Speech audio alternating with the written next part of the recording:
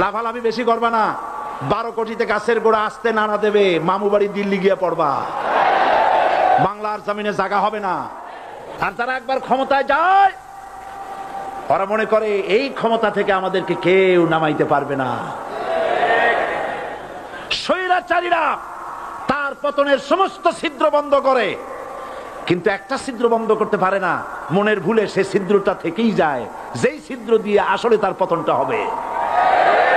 ক্ষমতায় যারা থাকে ক্ষমতার মোহে চতুর্দিকে অন্ধকার দেখে, মনে করে আমার পতন আর হবে না।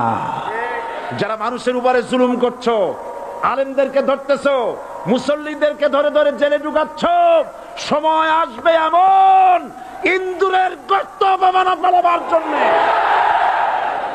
আমি দেখতে পাচ্ছি বাংলাদেশের ভাগ্য আকাশে উত্তর গগনে কালো মেঘ জমা হয়েছে, ঝড়ের পূর্বাভাস লক্ষ্য করছি।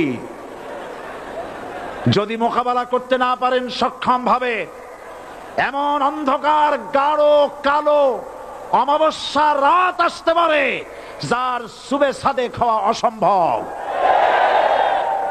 সুতরাং আপনারা কি কাপুরুষের মতো কাফের মুশরিকদের গোলামি করে মরতে চান? বিড়ালের মতো 500 বছর বেঁচে থাকার কোনো লাভ নাই। সিংহের মতো 1 ঘন্টা বাঁচতে চাই। মানুষেরা মনে করে মুসলমান হওয়া খুব সহজ জিনিস। না, মুসলমান হওয়ার অর্থ হলো শাহাদাতের ঈদগাহে শামিল হয়ে যাওয়া। যারা ইসলামী শাসন চান, আল্লাহর দ্বীনকে বিজয়ী দেখতে চান, তাদেরকে অসংখ্য মানুষকে পোড়াইটের মতো জেলখানায় পুড়ে পুড়ে মরতে হবে।